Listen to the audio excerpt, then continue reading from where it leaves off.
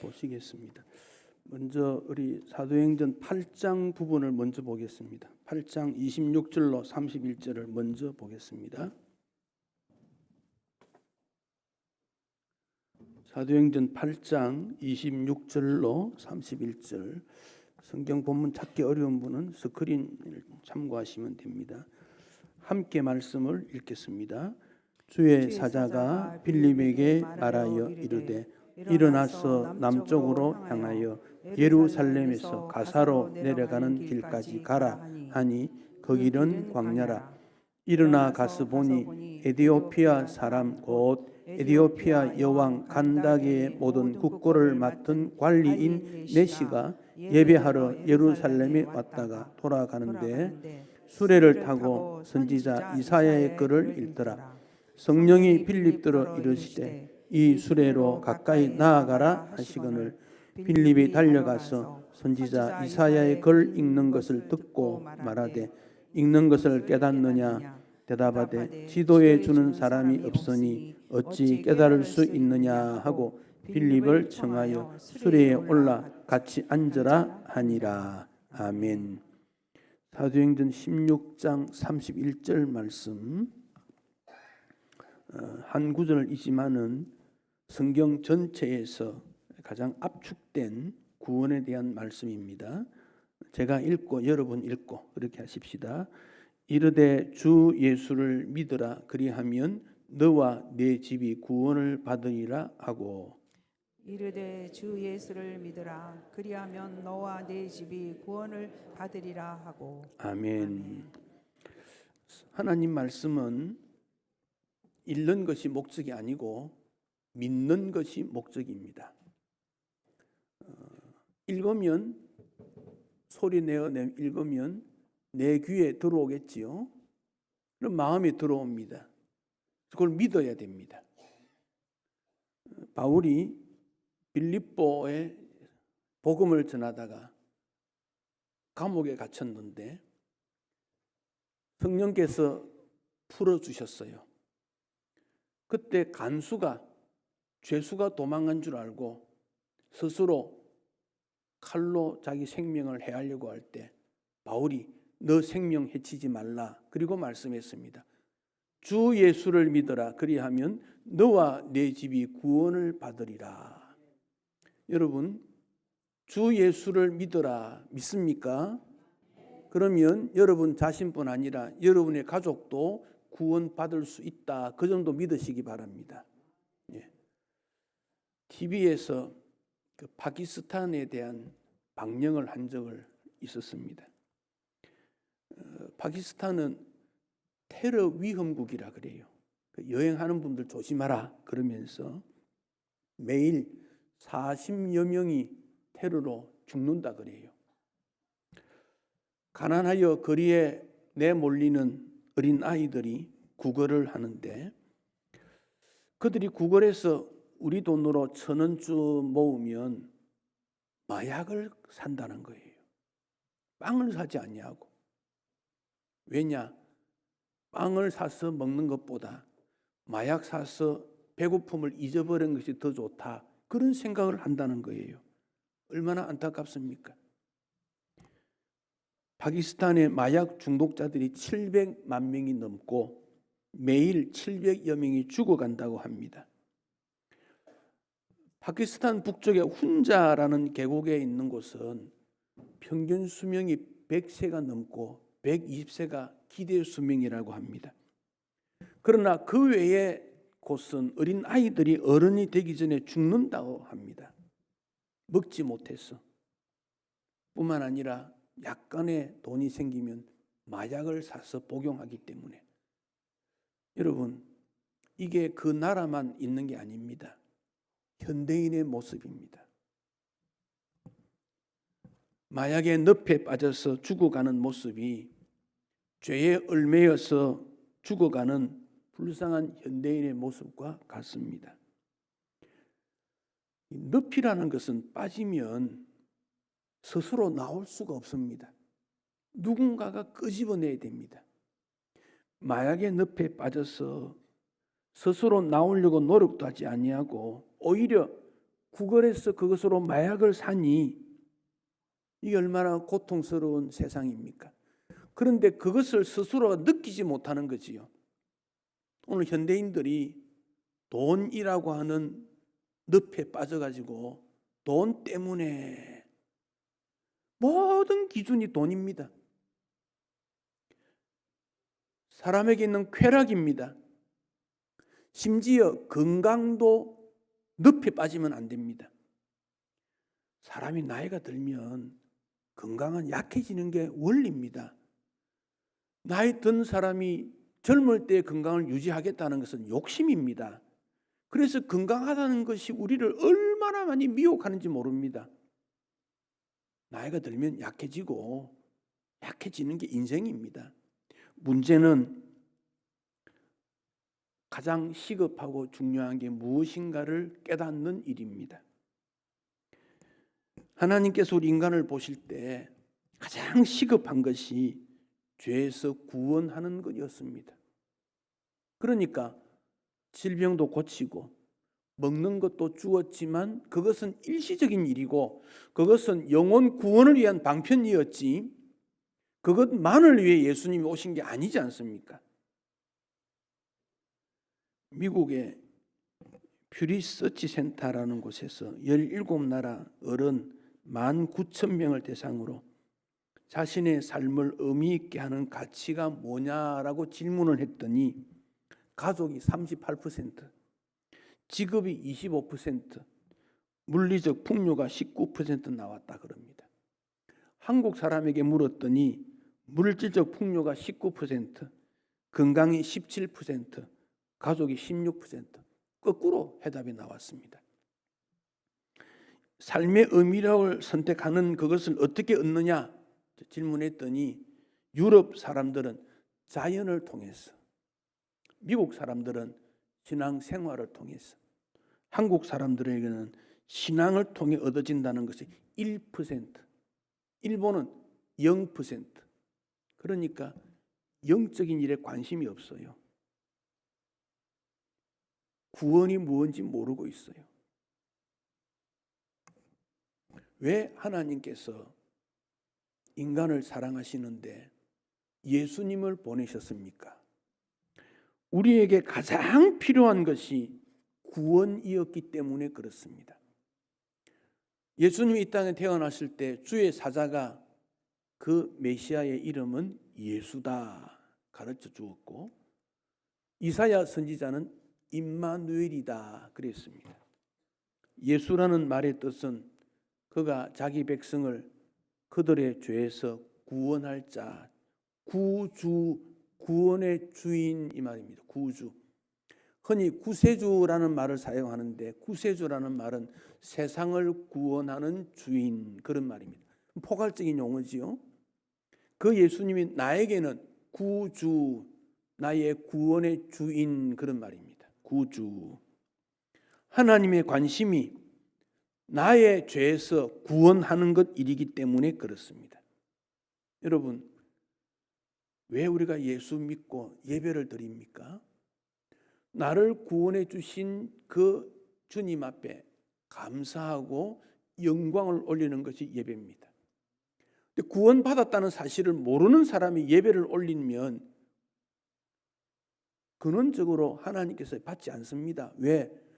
죄인의 예배를 어떻게 받습니까? 예수 믿고 의인이 된 그의 예배를 하나님 받으십니다.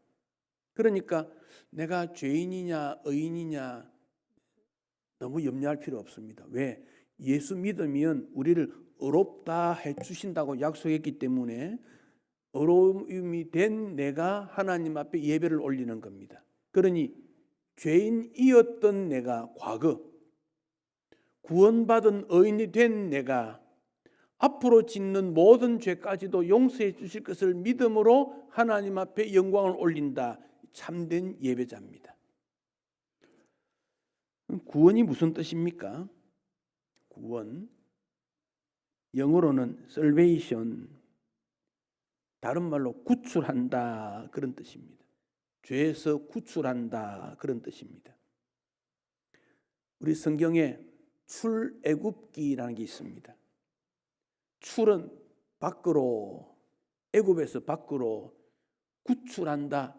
이런 하나님께서 이스라엘 백성들을 어떻게 구원해 가셨는가 하는 것을 역사적으로 보여준 책이 출애굽기입니다. 그건 하나님이 중심이니까 구원해 준다. 그리고 이스라엘 백성 입장에서는 애굽에서 도망간다, 엑소도스, 도망친다, 구원이라는 것과 연관이 됩니다. 그들이 애굽에 있을 때, 이집트에 있을 때는 이집트의 지배를 받았습니다. 하라는 대로 합니다. 엄청나게 고통스러웠습니다. 팍 매였습니다. 그래서 모세를 보냅니다. 모세를 통해서 하나님의 말씀을 전하는데 애굽의 바로 왕이 그대로 보내줍니까? 그러니 영적 씨름을 합니다. 재앙을 내립니다. 그래도 말 듣지 않습니다. 결국 장자가 죽는 징계를 통해서 항복하게 되고 이스라엘 백성들은 애굽에서 나왔습니다. 구원을 받은 겁니다. 구원을 향하여 도망친 겁니다. 그런데 홍해가 있었습니다. 죽음입니다. 광야 죽음입니다. 이런 죽음을 거쳐서 가나안 땅으로 가게 하는 것, 이 구원의 역사입니다. 우리가 몇 번의 죽음의 완전한 자리에 빠져가지만은 하나님께서는 궁극적으로 인도해 주신다. 이 구원의 약속입니다. 그래서 광야에 있을 때 구름 기둥으로 뜨거운 태양을 막아주시고 밤에 추울 때 불 기둥으로 밝혀주시고 그 기둥이 앞서가면 따라가고 먹을 것이 없으니 만나를 주셨고 메추라기를 보내셨고 반석에서 물을 주어서 생명을 연장해서 출애굽할 때의 숫자가 가나안 들어갈 때 거의 비슷합니다. 일부는 죽었지만 후손이 낳고 가나안 땅에 들어가는 것, 구원의 역사를 보여주는 일입니다. 그래서 구원은 죄로부터 파생되는 저주, 심판, 멸망 모든 것에서부터 벗어나게 하는 것, 이게 구원입니다. 그런데 현대인은 죄에 대해서 무관심하고 죄가 뭔지 모른다 그래요. 칼 메닝거 미국 정신의학자가 이런 말을 했습니다. 현대 사회에서 죄라는 단어가 사라졌다. 죄의 개념도 사라졌다. 여러분, 우리 사회의 청소년들이 하는 일을 보면 이게 죄인지 모른다는 거예요. 청소년만 그렇습니까? 어른들도 이게 죄인지 모르고 있습니다. 영국의 최고의 변증론자 C.S. 루이스는 강의를 하면서 내가 만난 장벽은 독자들의 마음에 죄에 대한 개념이 사라졌다. 죄가 뭔지 모르겠다는 거예요. 칼슨 신학학자, 그는 대학에서 강의 참여해서 학생들이 죄 짓는 방법은 아는데 죄가 뭔지 모르고 있다. 가장 심각한 현대인의 문제가 죄가 무엇인지 모르고 죄의 결과의 두려움도 모르고 그러니 구원의 필요도 모르고 예수님을 구주로 믿으려고도 하지 않는다는 것입니다. 우리가 하루 일을 마치면 주님, 오늘 하루 제가 지은 죄, 잘못한 것 기억나게 하시고 용서해 주세요. 그런 기도를 할 수 있어야 돼요. 잠자다 죽으면 어떻게 하겠어요? 회개할 기회가 없지 않습니까? 아침이 되면 주님, 오늘 하루 죄 짓지 않는 하루가 되게 해주세요. 왜 그렇습니까? 우리는 죄에 노출이 되어 가지고 죄 가운데 있기 때문에 주님의 도움이 아니면 이길 수 없다는 것을 생각해야 돼요. 전부 죄투성인데 나라고 죄짓지 않을 수 있다는 말을 어떻게 보장합니까? 전 세계가 오염투성이고 전 세계가 어두운데 그 오염에 물들지 않을 수 있습니까? 죄 가운데 있다는 걸 생각해야 됩니다. 그럼 죄가 무엇입니까? 죄는 불법이라 그랬습니다. 요한 1서 3장 4절에 죄를 짓는 자마다 불법을 행하나니 죄는 불법이다. 불법은 법을 어겼다, 그런 말씀이지요. 여기서 말하는 법은 하나님 말씀을 말합니다. 하나님 말씀을 어겼다. 아담 하와 최초의 사람이 범죄했습니다. 선악 알게 하는 나무 먹으면 안 돼, 먹지 말라 그랬더니 약속을 어겼습니다. 아담 하와의 후손은 모두가 죄인입니다. 우리가 아담 하와 죄 짓는 거 보았습니까? 안 보았습니다. 어떻게 죄인임을 압니까? 하나님의 말씀 속에 있는 것을 믿기 때문에 그렇습니다. 동시에 예수님의 십자가는 죄로부터 자유하게 해주셨습니다. 예수님 십자가 지시는 거 보았습니까? 안 봤습니다. 어떻게 우리가 인정합니까? 기록된 하나님 말씀이 분명하기 때문에 그렇습니다. 죄는 불법이라 그랬습니다. 죄는 말씀을 실천하지 않은 것입니다. 하나님 말씀이 우리에게 주어질 때 죄인이기 때문에 이거 하면 안 돼, 하지 말아야 돼, 그 내용이 압축된 내용이 10계명입니다. 10가지 계명입니다. 확대시키면 훨씬 더 많지요. 그래서 하나님 말씀을 2가지로 요약했습니다. 하면 안 돼, 하는 것을 행하는 것. 해라 하는 거 하지 않는 것. 우상숭배 하면 안 돼, 우상숭배 하는 거 죄지요. 부모 섬겨야 돼, 공경해야 돼, 안 하는 거 죄라는 겁니다. 그런데 요즘 현대인들은 그렇게 하면 살지 못한대요. 거짓말 안 하는 게 어디 있어요. 대놓고 거짓말 하는데, 물건 팔려면 거짓말 해야 되는데, 상대방 이기려면 거짓말 해야 되는데, 온 세상이 거짓투성 아닙니까? 수많은 범죄가 하나님 말씀을 어기고 실천하지 않고 있습니다. 그 죄의 결과는 관계가 깨어지는 겁니다. 하나님과 사람이 분리된 겁니다. 관계가 깨어졌습니다. 이사야 59장 2절, 오직 너희 죄악이 너희와 너희 하나님 사이를 갈라 놓았고, 너희 죄가 그의 얼굴을 가리었어, 하나님 얼굴을 가리었어 너희로 하여금 듣지 않게 분열된 거다. 관계가 깨어진 겁니다. 하나님과 사람 사이뿐만 아닙니다. 나와 너 사이도 그렇습니다. 나와 너 사이에 뭐가 맞지 않는 게 많지요. 왜 그렇습니까? 죄인이기 때문에 그렇습니다. 나도 죄인, 너도 죄인이니까 그런 거예요. 또 나와 나도 깨어집니다. 내 생각은 그렇지 않는데 내 행동 왜 그랬지? 그런 말 안 해야 되는데 왜 그랬지? 참 나와 거짓 나가 깨어졌기 때문에, 이게 다 죄 때문에 그런 것이지요. 이 죄의 결과는 로마서 6장 23절에 사망이다, 죽는 거다. 죽음이 무엇입니까? 인간의 영과 육이 나누어지는 겁니다. 나와 내가 쪼개어지는 겁니다. 영원한 사망이 있는 겁니다. 육신적으로 죽는 것뿐 아니라 하나님 앞에 심판이 있다 그랬습니다. 그 심판 후에 영원한 형벌이 있다. 죄의 결과를 받는 것입니다. 이 죄는 처음에 사람이 죄의 유혹을 따라서 죄를 범하게 됩니다. 유혹을 조심해야 되는 이유가 여기 있습니다. 죄를 지으면 죄의 늪에 빠집니다. 자꾸만 깊이 들어갑니다. 이러면 안 되는데 그러면서 자꾸 들어가는 거예요. 나중에는 죄에게 끌려갑니다. 죄의 지배를 받습니다. 그리고는 일상이 죄고 습관이 죄고 그것을 죄의 종이 되었다, 그리 말합니다. 처음에는 내가 죄를 선택했습니다만 나중에는 내가 죄에게 끌려가는 겁니다. 이 종입니다. 지배를 받는 겁니다. 구원은 무엇입니까? 죄로부터 벗어나고 참 자유를 얻는 것입니다. 관계가 회복되는 것입니다. 하나님 앞에 나아가게 됩니다. 하나님의 의로우신 분 앞에 우리가 어떻게 나아갑니까? 용서받은 것을 확인하고 나아가게 되는 것입니다. 그러므로 이 땅의 모든 인간에게 가장 시급한 것은 구원입니다. 그 무엇과도 바꿀 수 없습니다.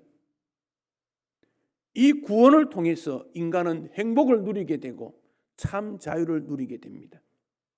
여러분이 무엇인가에 매여 있다면 죄의 문제가 해결되지 못했기 때문입니다. 그 죄의 문제는 예수 이름으로, 예수 믿음으로 해결되는 겁니다. 그 씨름을 해야 됩니다.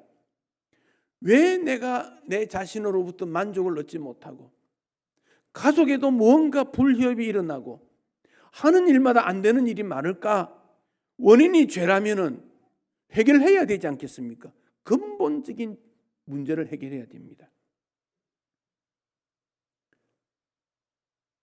물, 깨끗하지 못한 오염된 물이 있으면 거기 아무리 무엇을 갖다 부어도 때가 되면 저으면 오염된 게 또 올라옵니다.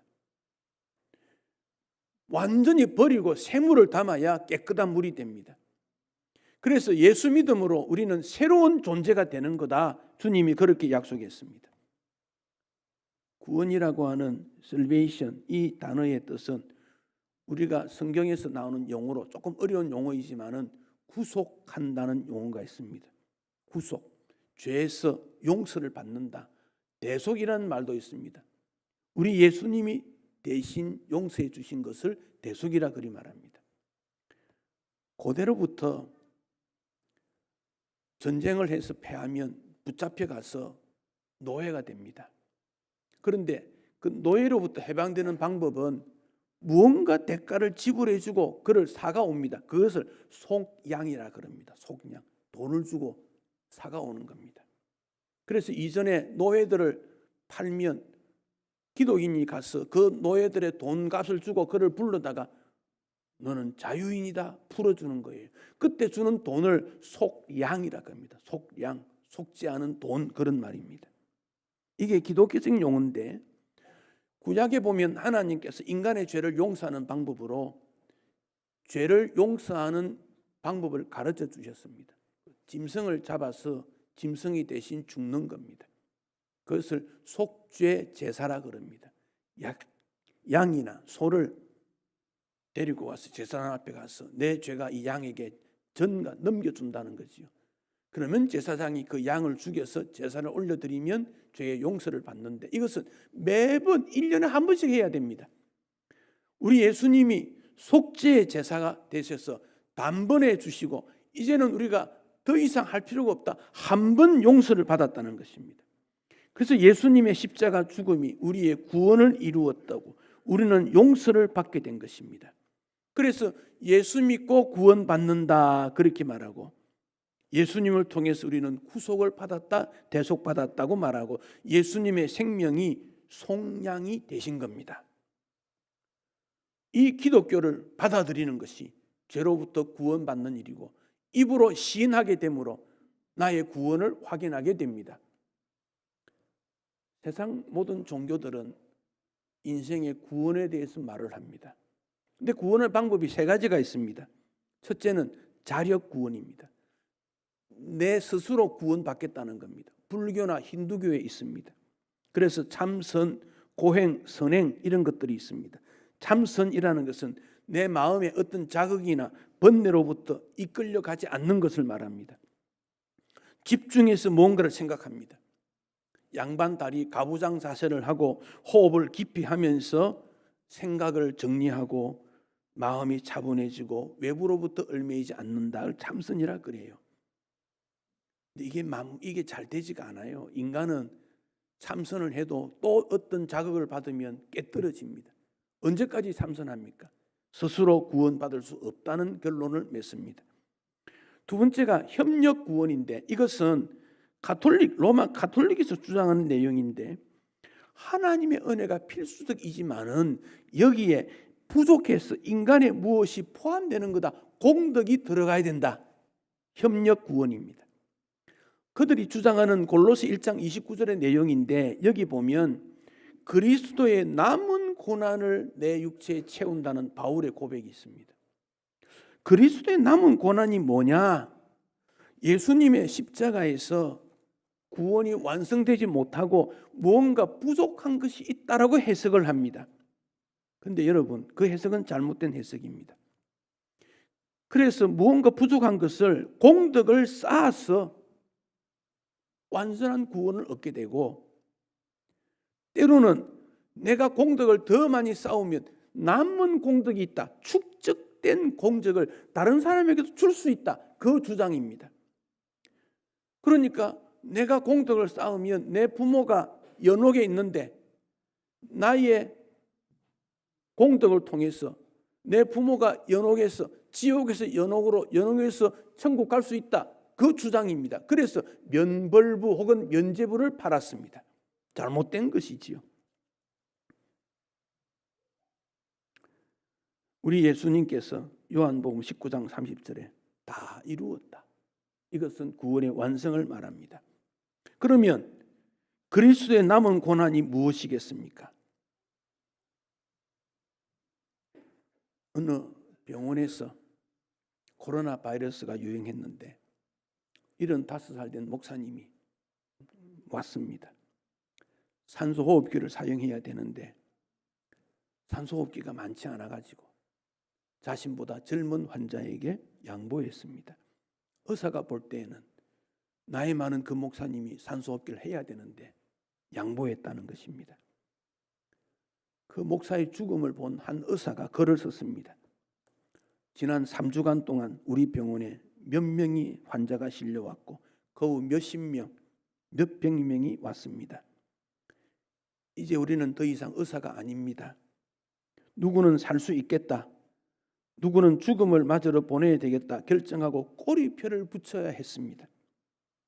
나는 내 부모가 교회 나간 것을 비웃었고, 그런데 9일 전에 75세 된 한 목사님이 바이러스로 인해서 교회 병원에 왔는데 그는 온화했지만 심한 호흡 곤란이 있었어. 그런데 그가 자기 말고 다른 죽어가는 사람을 붙잡고 성경을 읽어주고 기도하는 것을 보았습니다. 우리 의사들은 피곤하고 낙담 있고 정신 육체적으로 바닥이 났는데 시간이 흐르니까 그의 말에 귀를 기울이게 되고, 아하, 하나님의 도우심을 구해야 되겠다는 것을 깨달았습니다.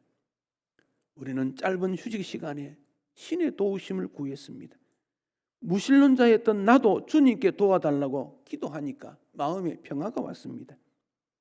어제 75세 된 목사님이 돌아가셨습니다.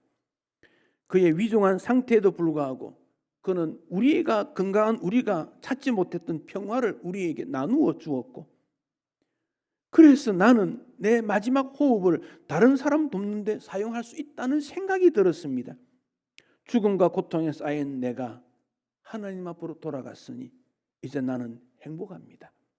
여러분, 여기 있는 75살 된 목사님이 그리스도의 남은 고난에 참여한 자입니다. 그가 고난 중에 생명이 위중함에도 하늘의 평화를 경험하고 이웃을 도왔고, 그것을 본 의사가 그리스도의 남은 고난에 참여하게 된 것입니다. 이것은 예수 믿은 사람이 예수님 때문에 당하는 고난인지 받는 것이지 고난 받음으로 구원받겠다가는 원리와는 다릅니다. 또 하나 구원 방법이 타력 구원입니다.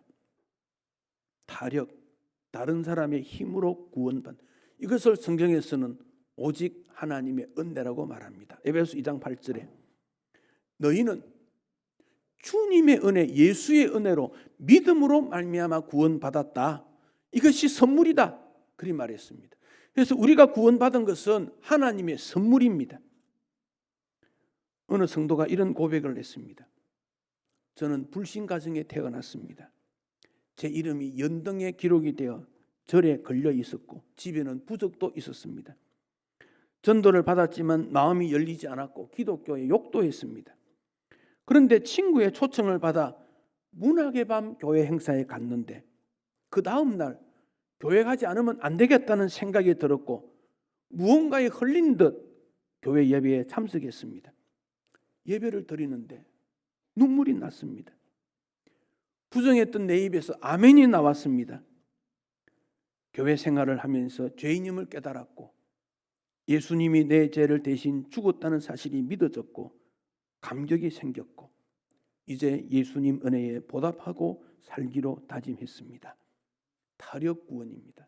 구원은 누군가가 나를 구원해 주었다는 이 원리로부터 이루어지게 되는 것입니다. 이런 복음 전파가 하나님께서 준비한 사람을 통해 이루어지게 됩니다. 우리 신약 성경에 빌립이라는 사람이 두 사람 나옵니다. 한 사람은 예수님의 제자입니다. 또 한 사람은 예루살렘 교회의 7 집사 중 한 사람입니다. 예루살렘 교회에 집사를 세운 것은 구제를 위해 세웠습니다. 그런데 그 중에 스데반이라는 집사가 구제 일만 하는 것이 아니라 밖에 나가서 예수 믿으라고 외치다가 유대인들에 의해서 돌에 맞아 죽었습니다. 빌립 집사가 생각합니다. 아니, 교회의 집사는 교회 안에 주어진 일만 하면 되지 왜 밖에 나가서 저러다가 죽었나, 이런 생각이 들었습니다. 그 일 후에 예루살렘 교회에 큰 박해가 일어나가지고 몇 사도와 몇 사람은 남고 흩어졌는데 빌립은 사마리아로 갔습니다. 그곳에 복음을 전하는데 사람들이 예수를 믿게 되고 교회도 세워지고 할 일이 많다고 생각하는데 어느 날 주의 사자 천사가 빌립에게 나타나서 너 예루살렘에서 가사로 가는 광야 길로 가라. 가라고 했습니다. 먼 길입니다. 갔습니다. 왜 나를 여기 보냈지? 머뭇거리는데 한 마차가 나타났습니다. 천사가 그 마차에 가까이 가라고 했습니다. 갔더니 그 마차의 주인공이 에디오피아 관리, 에디오피아 여왕의 재물을 담당하는 그런 넷이었습니다. 재무 담당관이었지요. 그가 예루살렘에 예배하러 왔다가 돌아가면서 마차 안에서 성경을 펴놓고 읽었는데 해석을 못하는 것을 보고 빌립이 가까이 가니까 이게 무슨 말이냐 물었길래 그 이사야에 있는 종이 예수님이다 가르쳐 주었습니다. 그랬더니 그 내시가 예수 믿겠다고 그러고 마차를 세우고 길가에 있는 물에 가서 세례 베풀러 달라 그래서 세례를 베풀렀고, 이 세례는 요즘은 조직교회에서 하지만 그 당시에는 초대교회 시대는 세례 베푸는 일이 많았습니다. 그 사람이 에디오피아로 갔습니다. 에디오피아에 그 사람이 내려간 다음 복음이 전해져서 에디오피아가 복음이 전파된 나라가 됩니다. 그 에디오피아는 훗날 우리나라야 6.25 때 군인을 보내왔고, 얼마 전 TV 보니까 한국 마을이 있어요. 돌아간 병사들이 사는 마을이라 그래요. 지금도 에디오피아 못 살지만 기독교가 남아 있습니다. 여러분, 왜 이런 일이 일어났습니까? 하나님께서 복음 전파에 대해서 촉구하고 있고 그 기회가 아니면 복음을 받아들이지 못하기 때문에 그 일을 하나님이 실시하고 있는 겁니다. 그 전도는, 선교는 하나님 중심입니다. 하나님이 우리에게 명령하실 때 우리는 그것을 순종하는 것이 바로 전도의 사명이고, 이것은 영적 전투이기 때문에 매우 힘든 일입니다. 병사가 전투 현장에서 떠나면 어떻게 되겠습니까? 그리스도인이 전투 현장에 떠나면 어떻게 되겠습니까?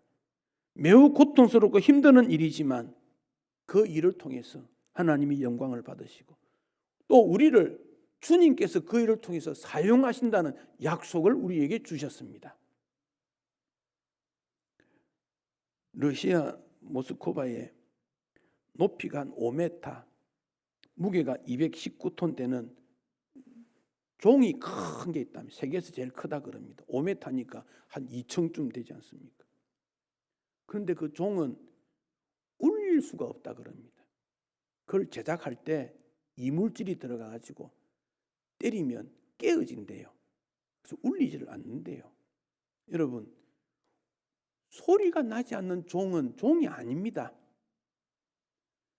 예수 믿는다고 하는 사람이 예수 믿읍시다 말 못하면 그는 정말 예수 믿는 사람인가? 의문을 던져봅니다. 내 마음에 예수가 없으니까 예수 말을 못하는 거 아닙니까?